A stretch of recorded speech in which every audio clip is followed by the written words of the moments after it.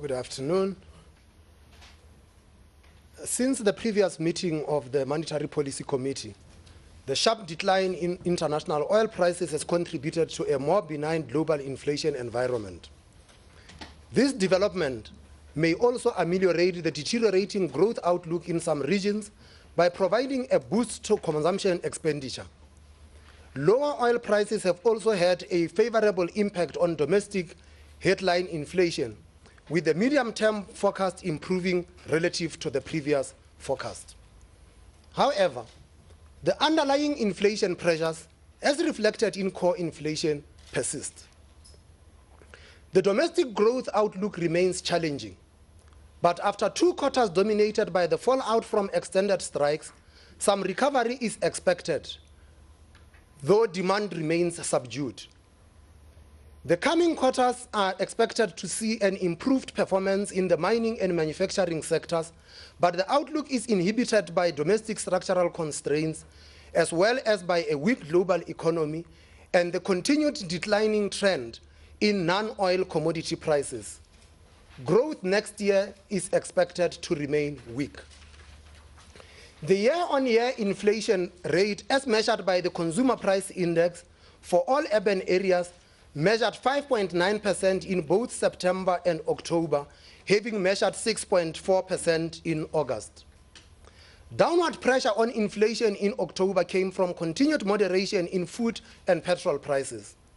Food price inflation continued its downward trend, measuring 8.0% in October, down from 8.7% previously, while petrol prices increased by 2.4%. Core inflation, which excludes food, petrol, and electricity, moderated to 5.6% in September from 5.8% in August, but measured 5.7% in October, reflecting primarily continued exchange rate pass-through to some goods categories.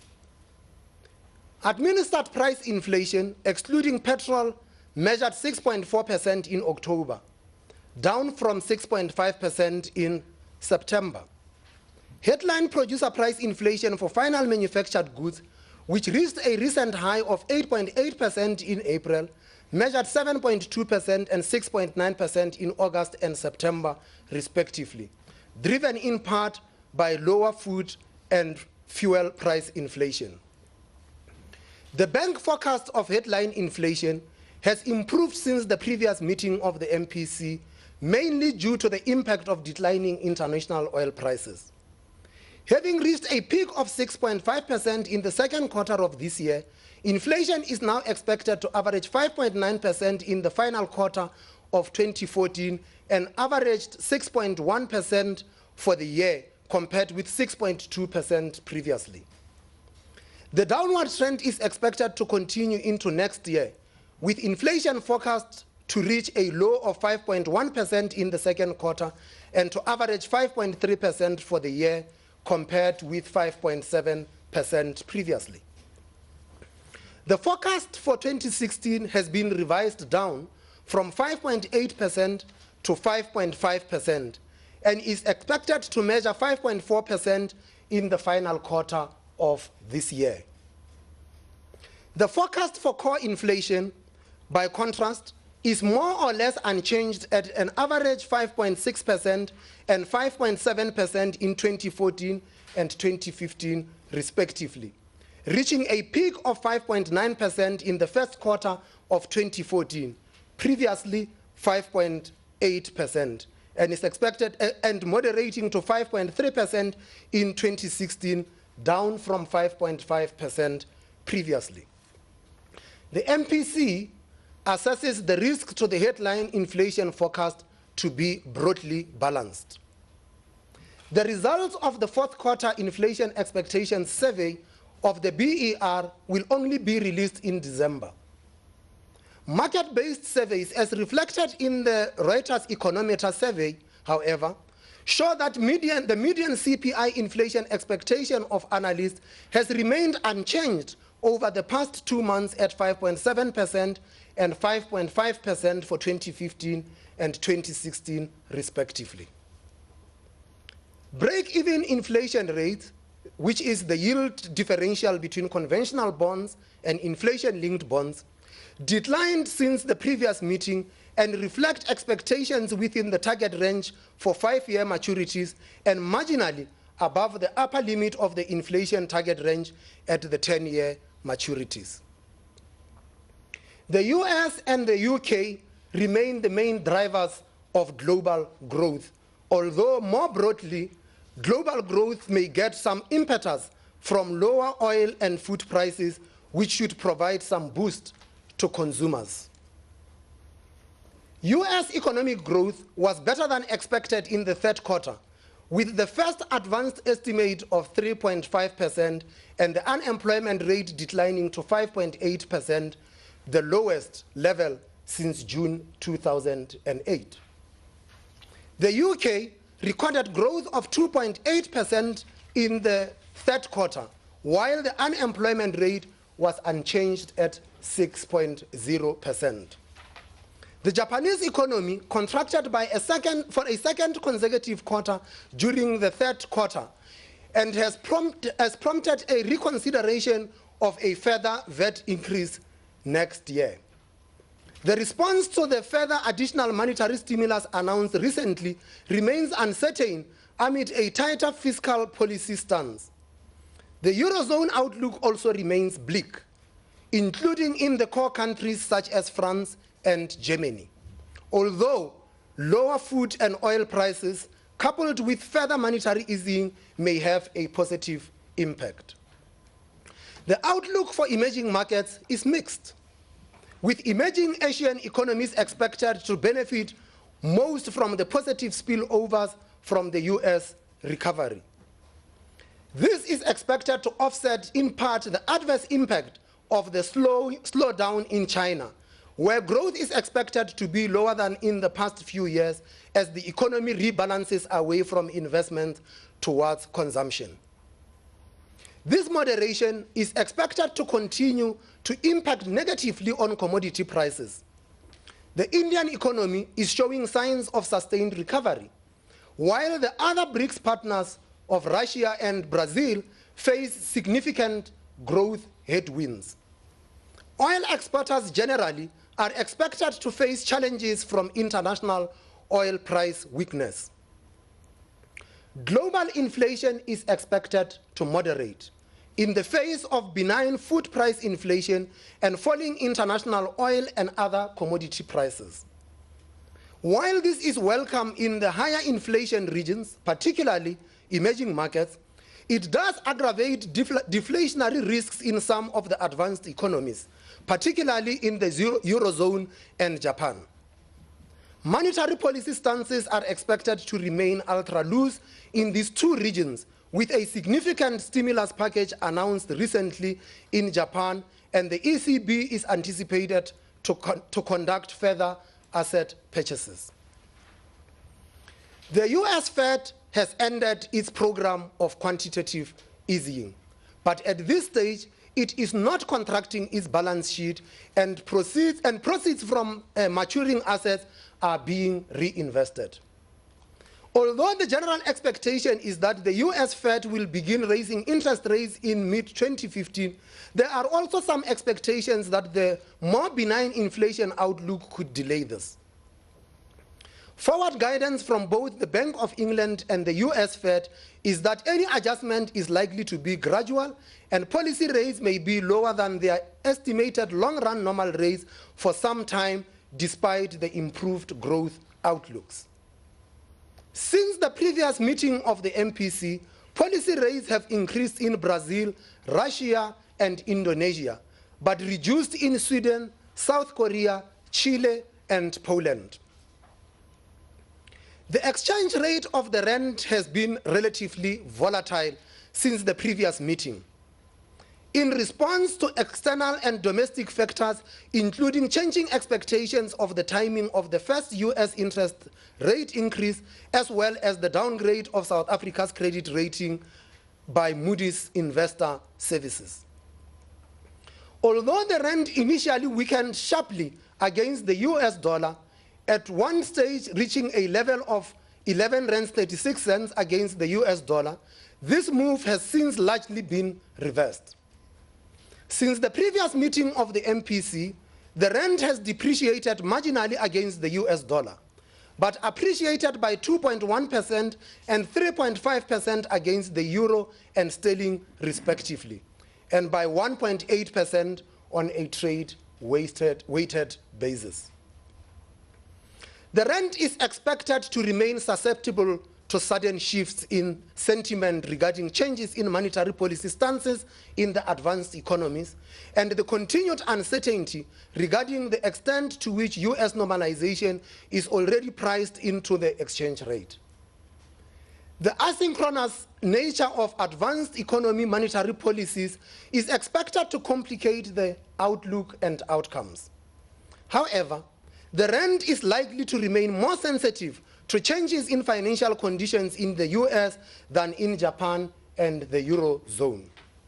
The persistently low adjustment of the current account deficit also makes the rand vulnerable to swings in sentiment that raise concerns about the financing of this deficit.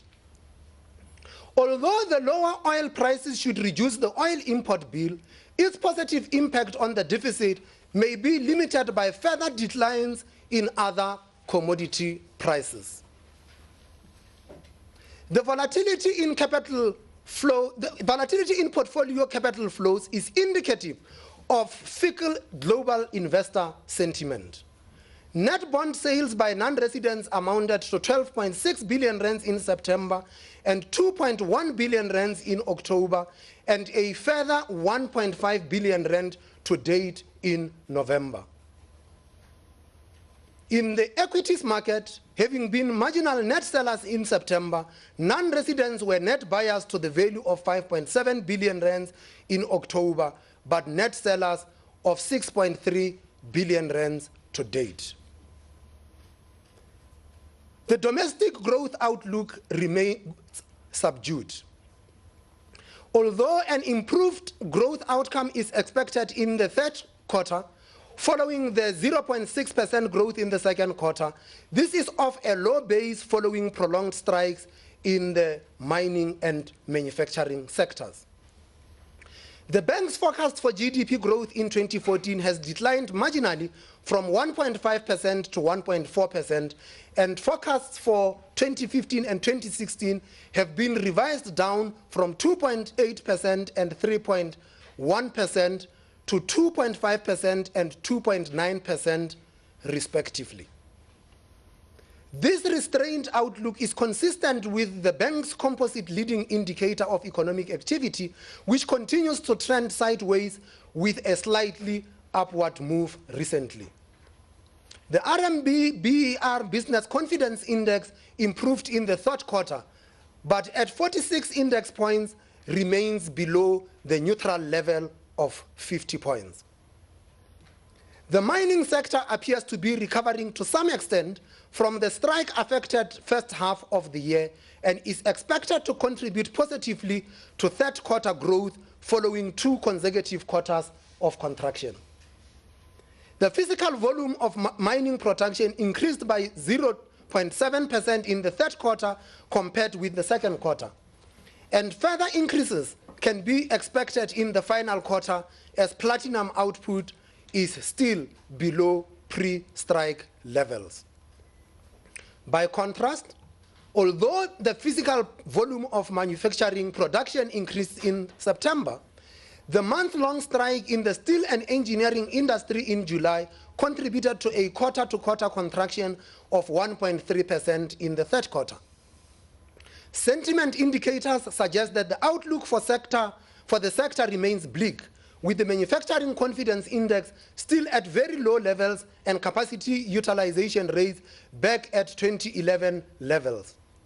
More positively, the Kagiso PMI edged above 50 index points in October for the first time since March, driven mainly by the inventory and sales orders sub-indices. The outlook for the construction sector is more positive, with the real value of building plans passed increasing for the 4th successive month in August. On a 3-month to 3-month basis, an increase of 9.8% was recorded. However, while the various building confidence indices have generally improved, they remained below the neutral level.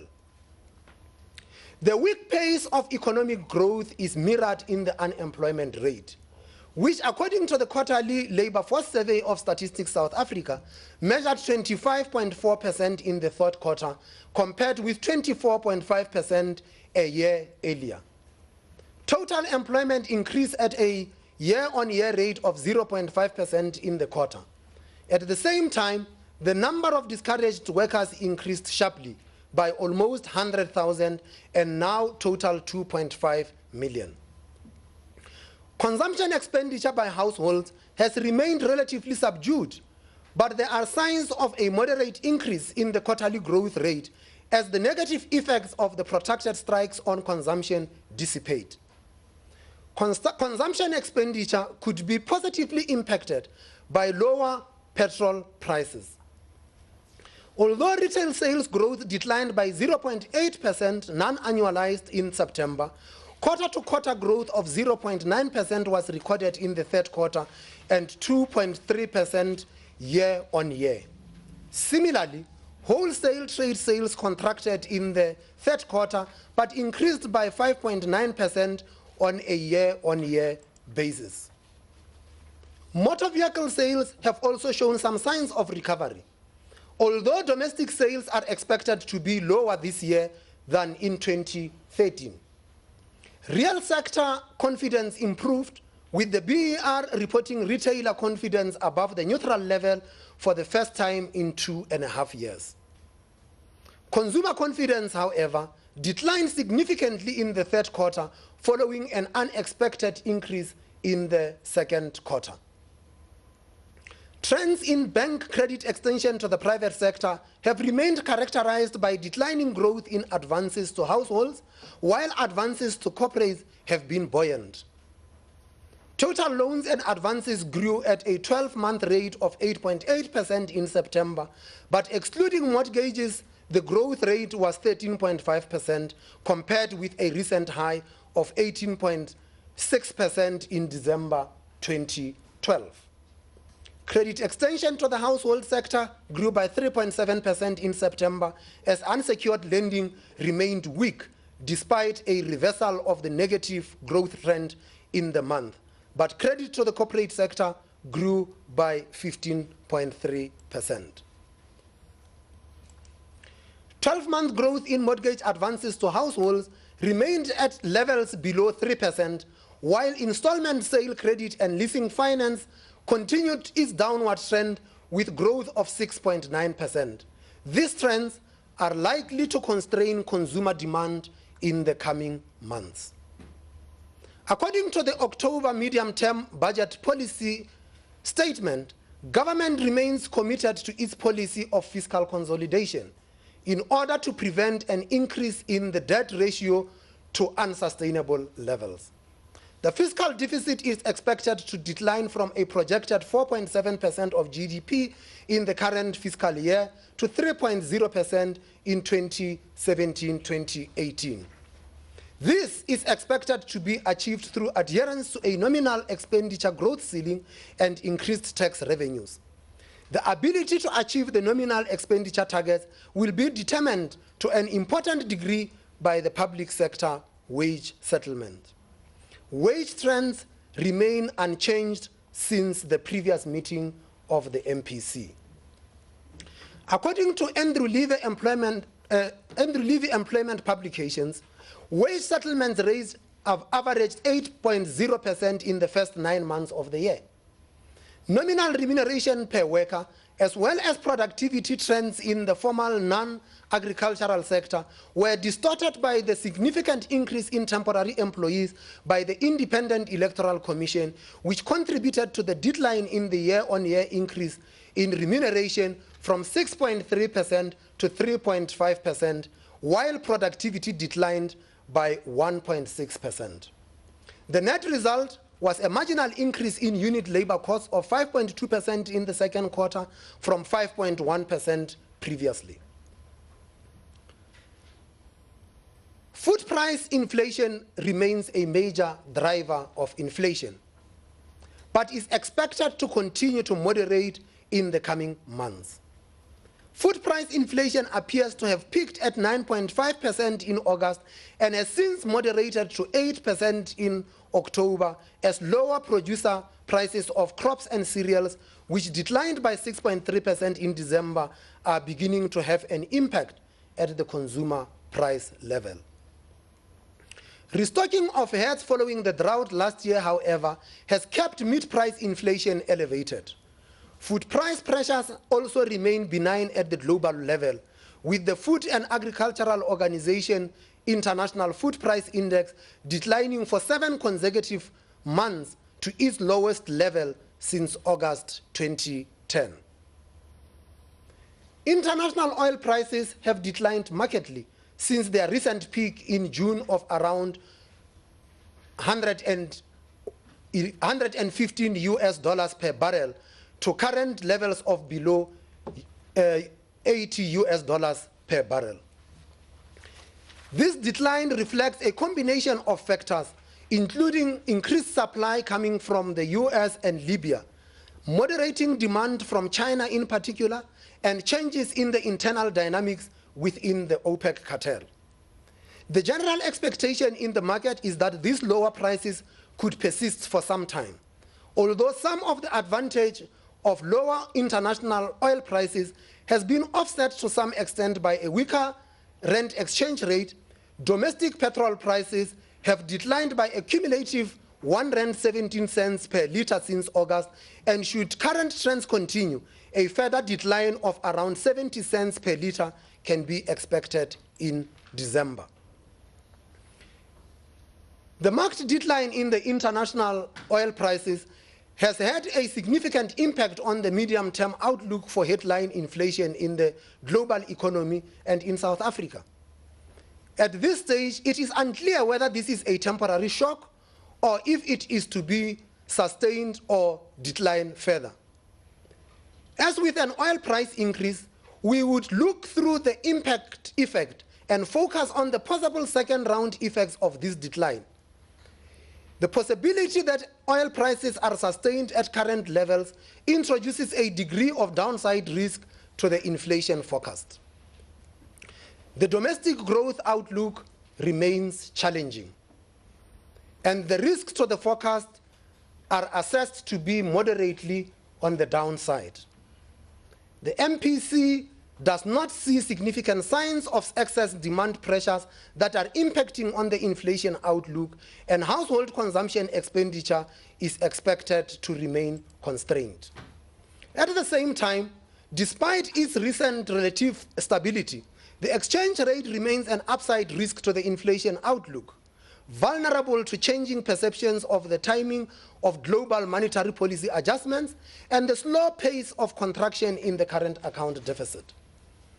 To the extent to which policy normalization is already priced into the exchange rate is also unclear. A further upside risk to the inflation forecast comes from a possible increase in wage settlement rates in excess of inflation and productivity growth in the coming year. In light of this assessment, the MPC sees the overall risk to the headline inflation forecast to be more or less balanced.